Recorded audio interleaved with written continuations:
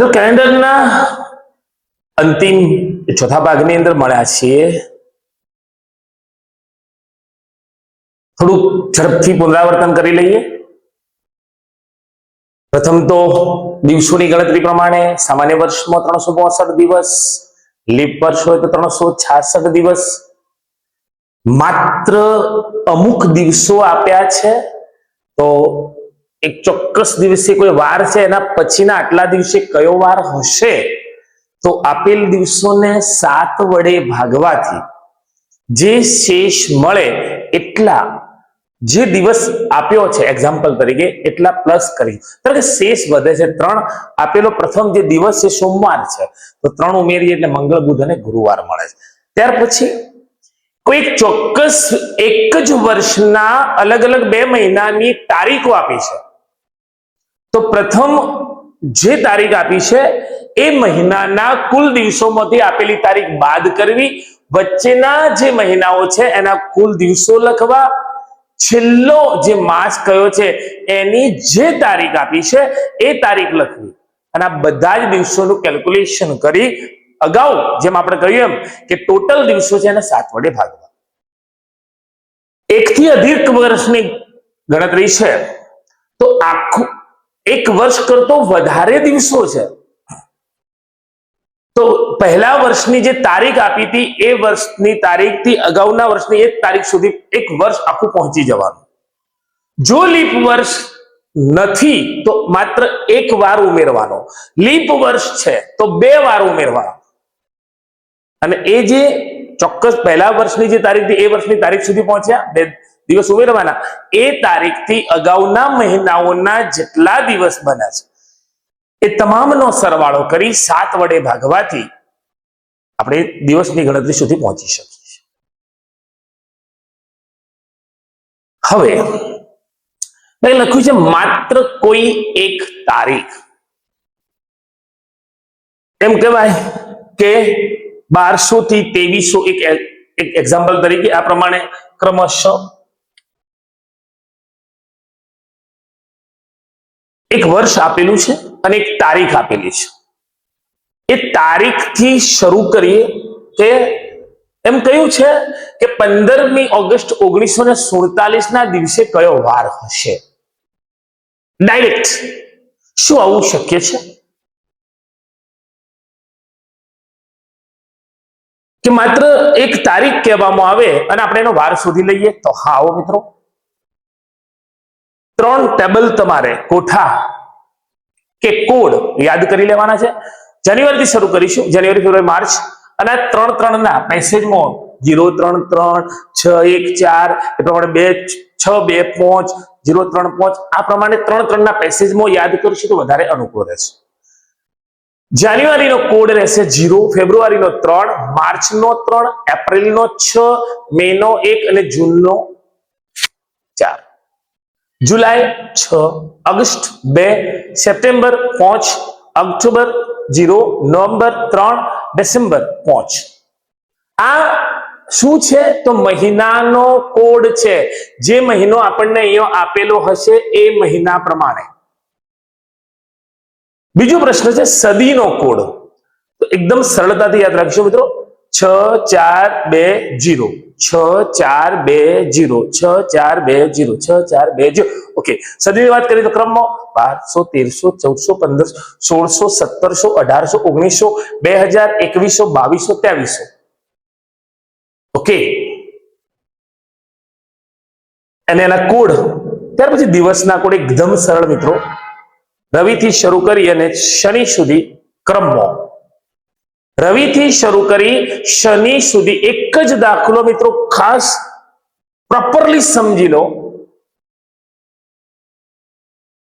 કારણ કે કેલેન્ડરનો કોઈ પ્રશ્ન મિસ થવો ના જોઈએ.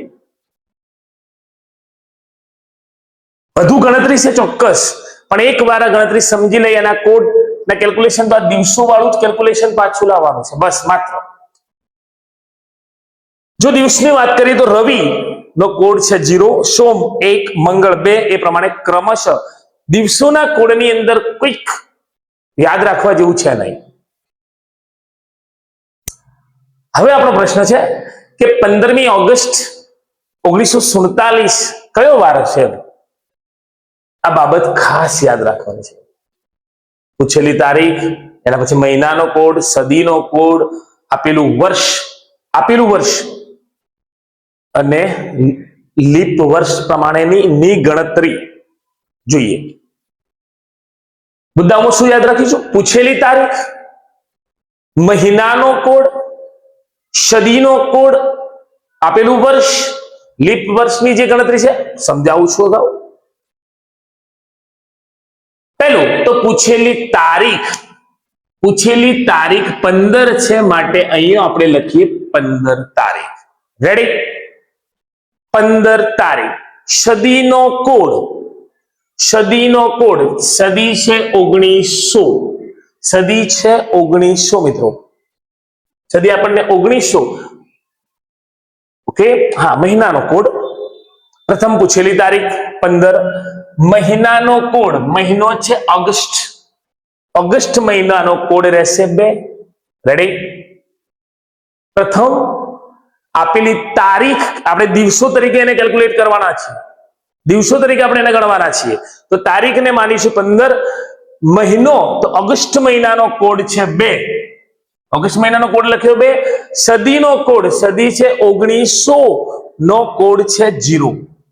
સદી માટે લઈશું 0. હા. ત્યાર પછી આપેલું વર્ષ, સીધું આપેલું વર્ષ 47.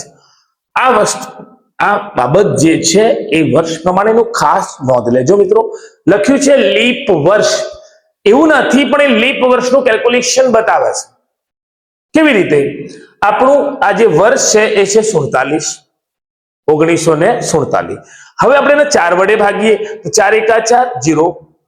ઉપરથી ઉતર્યા 7. ફરીથી એકવાર 4 એકા 4, વધ્યા છે કેટલા? 3. અહીંયા વધે છે 3. હવે આપણે આ મુદ્દાની અંદર કે જો માત્ર પ્રોપર કોઈ એક માત્ર ને માત્ર તારીખ આપી છે, બીજી કોઈ સમજૂતી છે નહીં, અથવા અન્ય તારીખની વારની કોઈ બાબત નથી, તો આપણે શેષ તરફ કોઈ ધ્યાન આપીશું નહીં. આપણે લઈશું ભાગફળ. તો લીપ વર્ષ દર્શાવે છે ભાગફળ. ફરીથી એકવાર, લીપ વર્ષ દર્શાવે છે ભાગફળ. પ્રથમ શું લખ્યું છે? તો તમને જે તારીખ પૂછી છે એ તારીખ. બીજાની અંદર છે મહિનાનો કોડ, મહિનો છે ઓગસ્ટ અને ઓગસ્ટનો કોડ રહેશે 2. ત્યાર પછી સદીનો કોડ, સદી છે 1900 જેનો કોડ રહેશે 0. ત્યારબાદ વર્ષ પૂરેપૂરું આપેલું વર્ષ 1947 માટે 47, અને અહીંયા લીપ વર્ષ એટલે કે 47 ને 4 વડે ભાગતા જે ભાગફળ વધે છે એ ભાગફળને લીપ વર્ષ શબ્દ લખે તો આપણે લખીશું કે આટલા લીપ વર્ષ.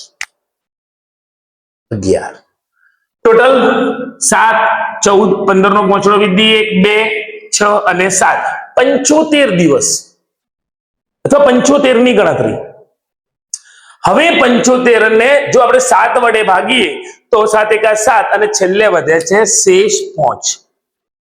હા મિત્રો, 5 શેષ વધે છે, જે દિવસનો કોડ છે, એ વારનો કોડ છે. તો એ 5 વધે છે, એ વાર કયો છે? તો કોડ છે 5 અને વાર છે શુક્રવાર. એ 5 જે કોડ દર્શાવે છે એ શુક્રવાર દર્શાવે છે. આ પ્રમાણે મિત્રો ફરીથી એકવાર સમજી લઈએ, પુનરાવર્તન કરી લઈએ. તારીખ 15 ઓગસ્ટ 1947, પૂછેલી તારીખ 15 છે. ઓગસ્ટનો કોડ 2 છે.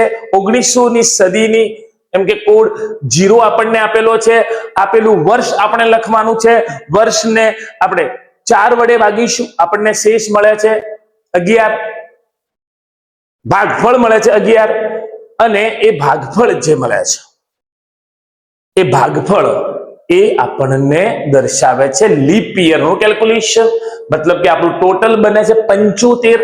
એ 75 ને 7 વડે ભાગીએ તો આપણને શેષ મળે છે, જે શેષ મળે છે એ દિવસનો એક કોડ સૂચવે છે. અહીંયો આપણને શેષ 5 મળે છે, એટલે કે 5 એ શુક્રવારનો કોડ દર્શાવે છે. 15મી ઓગસ્ટ 1947 ના દિવસે શુક્રવાર હશે એવું આપણે સચોટ કહી શકીએ.